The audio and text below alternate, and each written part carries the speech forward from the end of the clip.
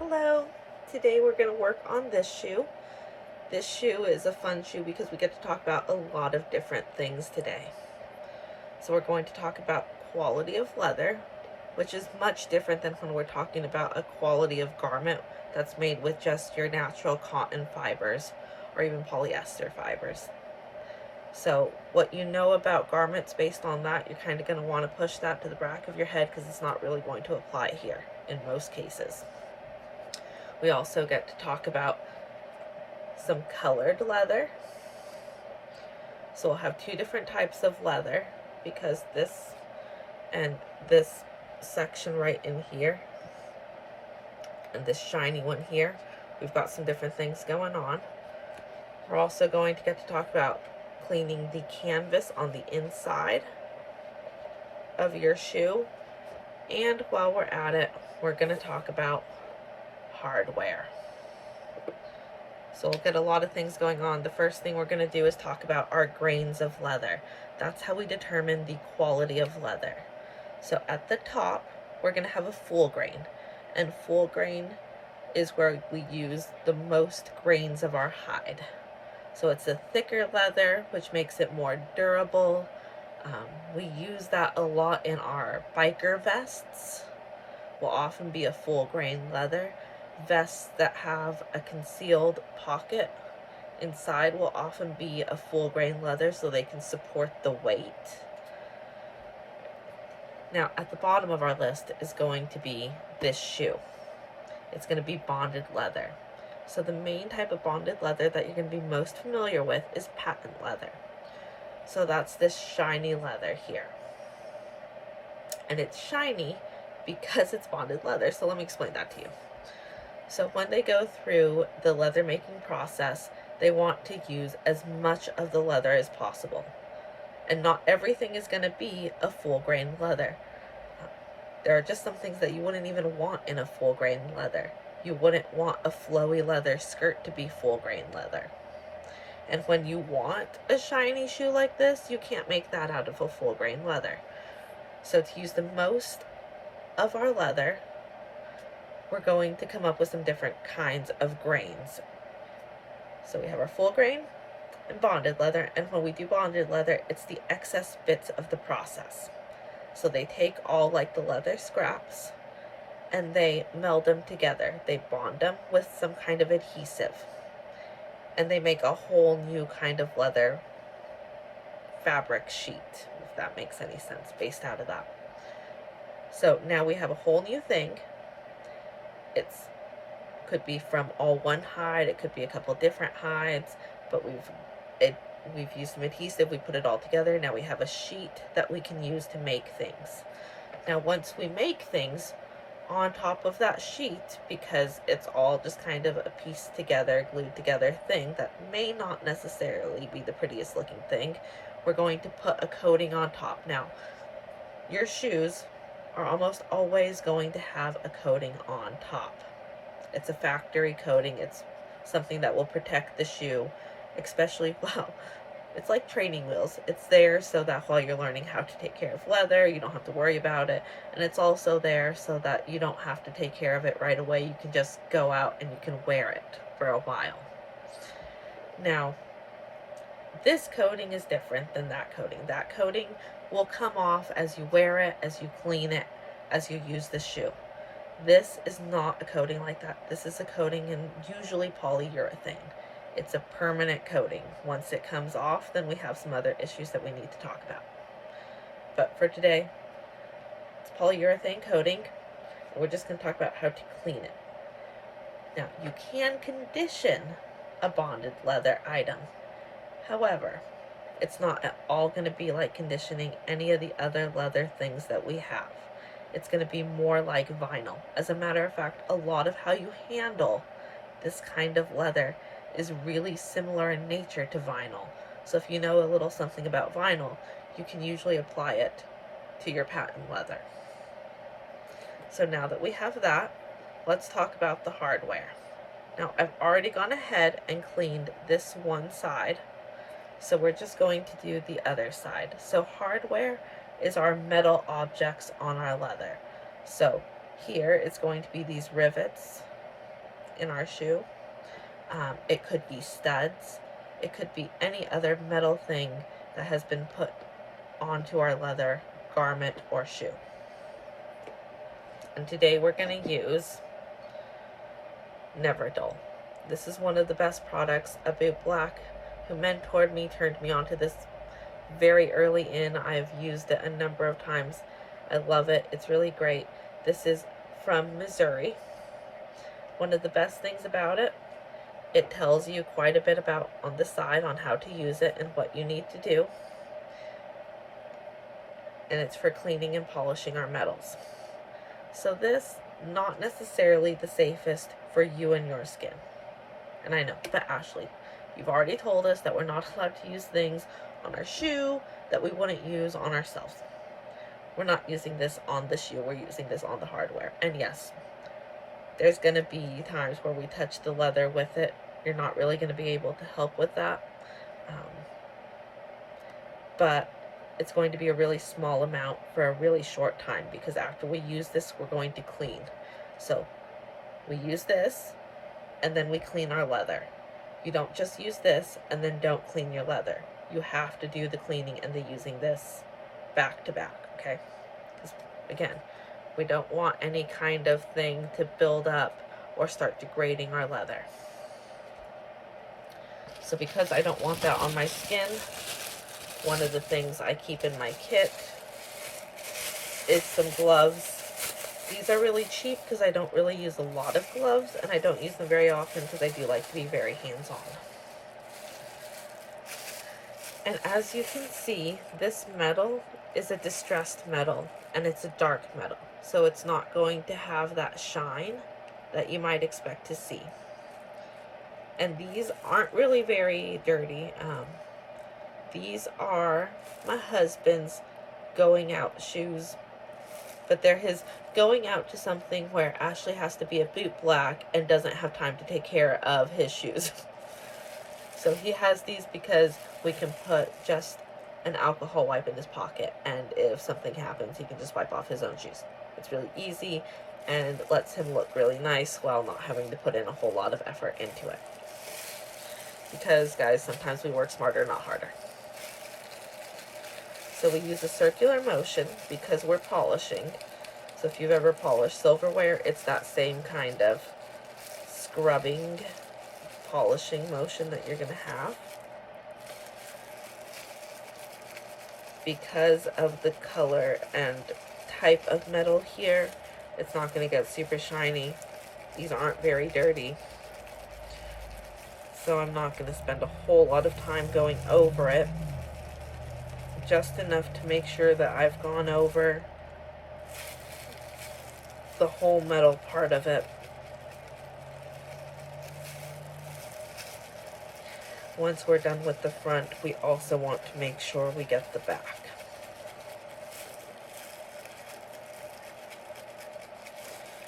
Just a word on vinyl conditioners and on patent leather conditioners. Unlike our other kinds of leather, we're not going to use them very often. That's going to be a thing that we're only going to use when our shoe absolutely needs it. It's not going to be a preventative kind of thing. We're not going to just use it as preventative maintenance. We're going to wait until your shoe is more clearly and more obviously in need of conditioner. That is because things absorbing into this bonded leather, because of the adhesive and the coating, it's really not going to sink in, so conditioner is going to work a little differently here. Alright, so I've gone over it. I've made sure it's nice and clean. I did manage to get some stuff off of it, and as you can see, we've got a little gunk going there. All in all, not too bad. So now we're going to clean it. We're going to come back to our glycerin soap. And I'm just using this today because I don't have to mess as much with water. And just because I want to show a different technique. These are just little cotton squares. You get them in the makeup department. Remember, we're not going to get a big lather with glycerin soap, so you don't have to worry about that.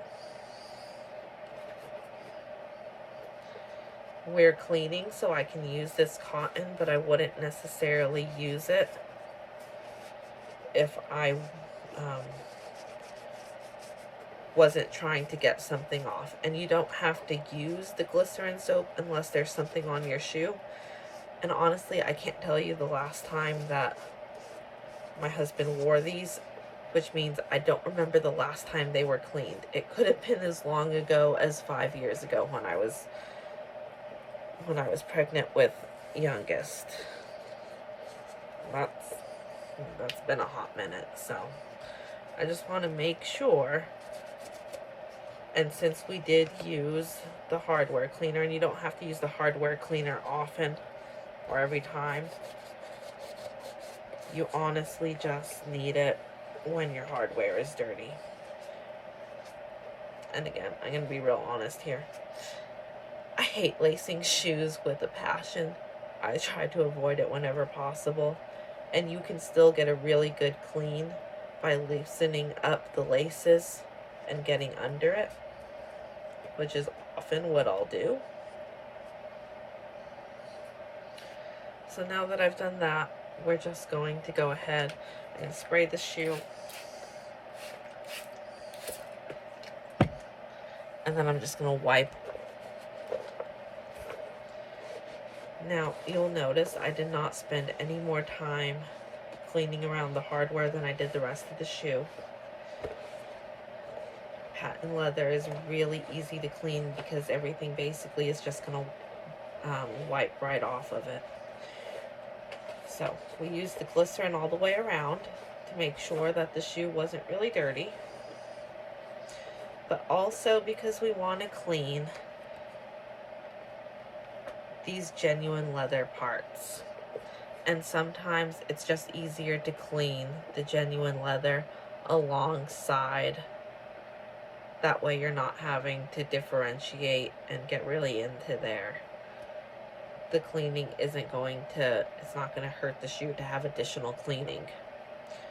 Now, the inside of the shoe is fun because our dyed leather comes across here, but it also goes down into the back here.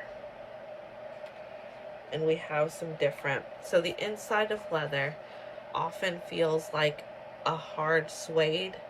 So a hard and more sturdy suede is actually nubuck, whole separate conversation, but just so you know. But it's like a hard suede down here. So we're going to clean down here different than we're going to clean up here.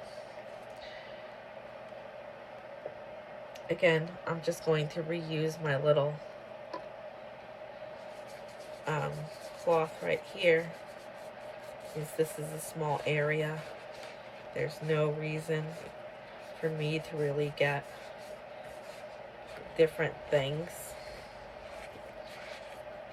Because there's stitching in here, I do want to spend slightly more time going over it though and getting into those nooks and crannies. And if you're worried you're not getting into the nooks and crannies by using a really soft towel or microfiber cloth or little cotton square or cotton ball would also work, then you can just go ahead and get your brush and brush right in.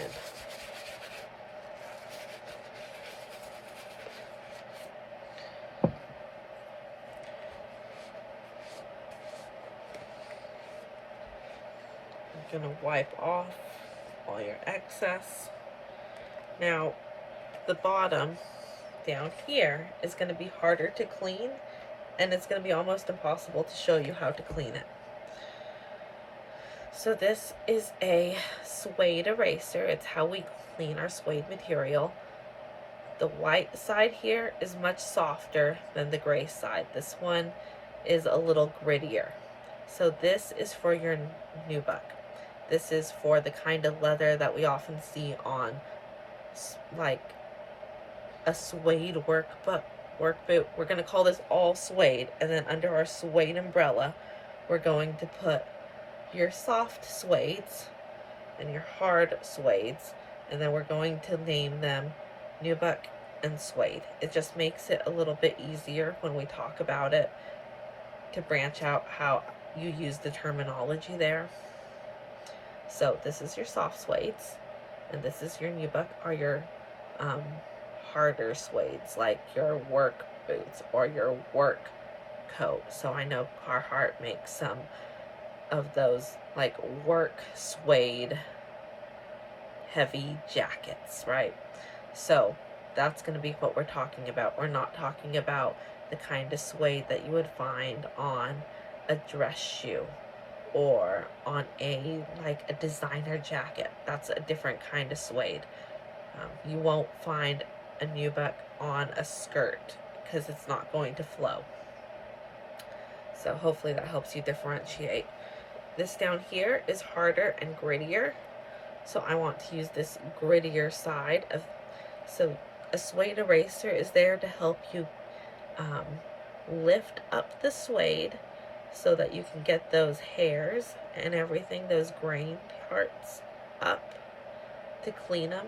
This is also going to help dry up any oils or water or any kind of stuff that's in there so that we can easily remove it. And you use it just like you would an eraser. So it's hard to get in there, but you're going to find an angle that works for you, and then move your eraser back and forth in there. And like an eraser, it'll leave little eraser bits in there. Don't worry about that, because we're going to use a suede brush. Now, if you don't have a suede brush, that's fine. I was actually just checking at Walmart the other day to see what they had, and my local Walmart in the middle of nowhere, like seriously, we're in the middle of nowhere, had suede brushes and suede erasers. So they're becoming much more available and accessible. I even saw this at my local Kroger. So this is a suede brush. It comes with all kinds of different cleaning. So our first line of cleaning is going to be off of the sides of the brush. So this and this help you get under the hair strands or grain strands, however we want to label that, and help you lift it up so we can get the dirt out. So when we go through, we're just going to kind of go along the grain and just kind of wipe it along. Again, I know it's really hard to see with this. So this one you can go up and down or side to side, and this one is going to be more of a side to side, if you can see those grooves and ridges in there. And you use it kind of like you did the eraser, side to side. Right now I'm going up and down because we don't necessarily clean the inside of our shoes all that often. So the next part of our eraser is this back part. It's more rubber cleaning bristles. So you can use it in a circular, up and down, side to side. The point of it is you very gently and easily can get into all of the spaces and lift up those parts in there to make sure it's clean. Now, one thing I can tell you about this inside part is that it can be conditioned. So conditioning the outside, what I would do is I would lay down a painter's tape right along the patent leather, so there's going to be stitching in there that's going to help you divide that out, and putting it right under the stitching, so that way when you put your conditioner down, you're not getting it on your patent leather. It's not going to make a difference if you do. It's just going to be more work to clean off. And why do more work if one little thing will help you prevent that? So in here you could also just put the conditioner. Again, you could put your tape so that you're right along the stitching and you're not necessarily getting it everywhere. I would also put tape down if I were going to re-dye the teal, which I'm probably going to do at some point, because this teal is starting to look a little bit rough, especially right in around the hardware, and I like my teal to pop. You can also take, so I told y'all before, we use very little conditioner. But if we were going to condition this bottom part so that we could make sure that it really gets into it, and since this is the only part, you see the back doesn't have blue. It's only right there. So we can't condition out here to let it absorb in and take care of here. We'd actually have to condition this inside here to take care of it. So when we use the very little conditioner, we use even less, because this is the underside of the leather.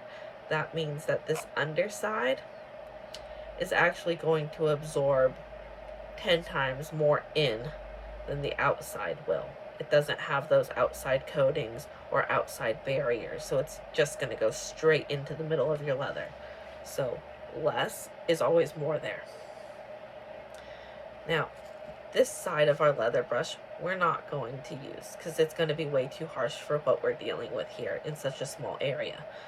So in the middle here are metal bristles surrounded by, it's probably like a nylon or plastic bristle.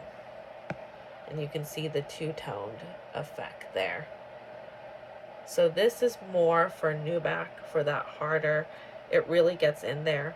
We can use it for softer leathers if we're super gentle, but honestly, it's a lot easier just to get like a nail brush or something, and extremely gently we can just kind of slide it in. I'm hardly applying any pressure. I'm letting the natural pressure of just sliding it across.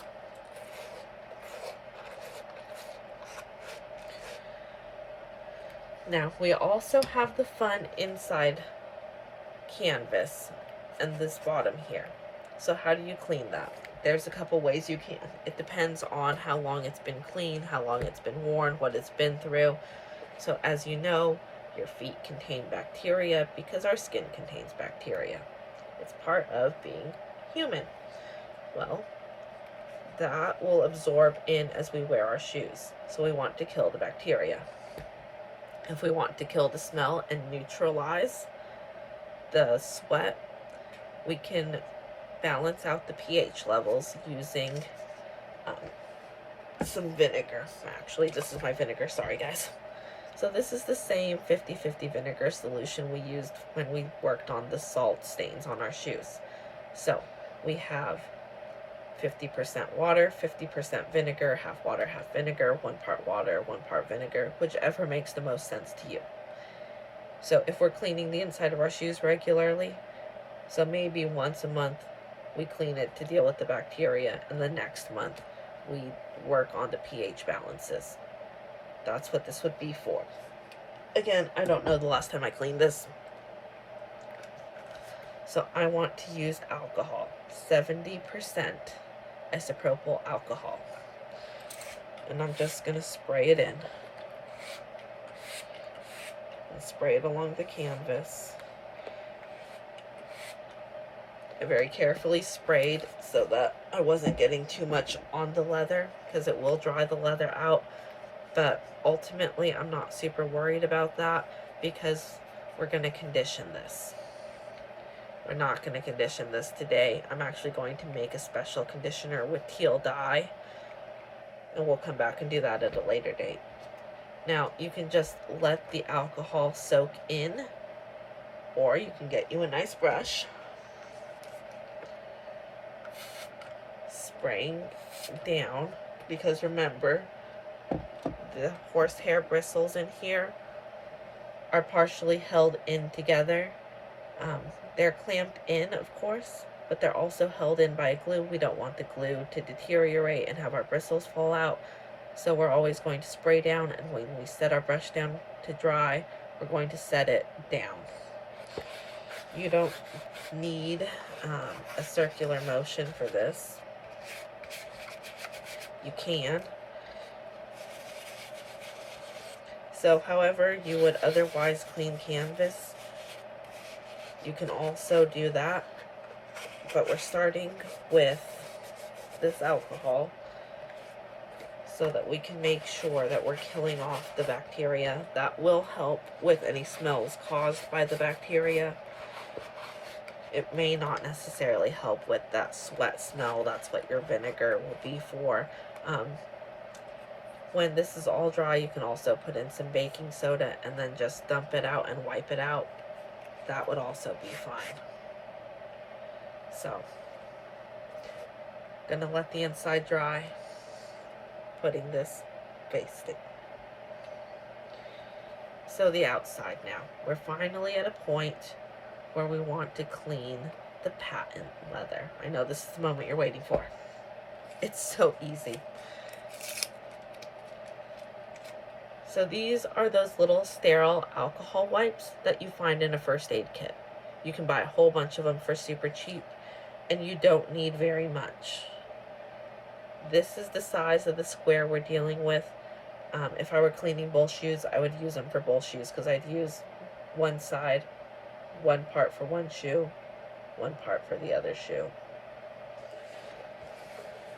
You can go over the genuine leather with this. It's not going to make a difference because you can condition that and it'll be okay. It's also genuine leather, so it's not going to absorb things as readily as a full grain leather will.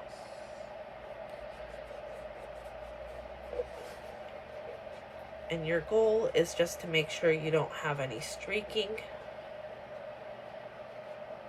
Part of that is using our circular motions. You can go over the area with the hardware. Not going to hurt the hardware, not even a little bit.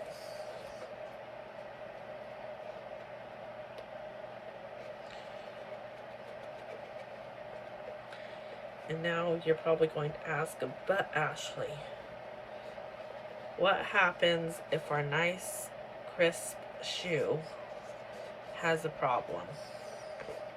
What if, say, I packed it away and it got packed in a weird position and now we have this weird crease, or this bottom section is creased and I can't really clean out gunk that I spilled into it because it's all ridgy and bumpy? Well, that's really simple.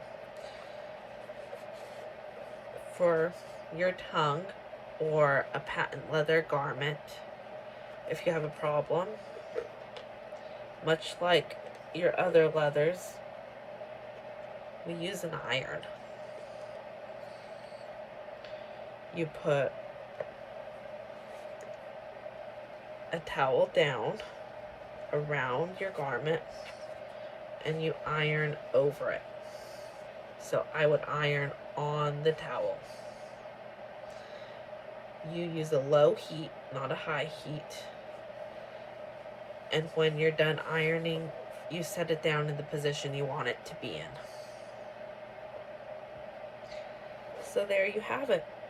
We have it all clean.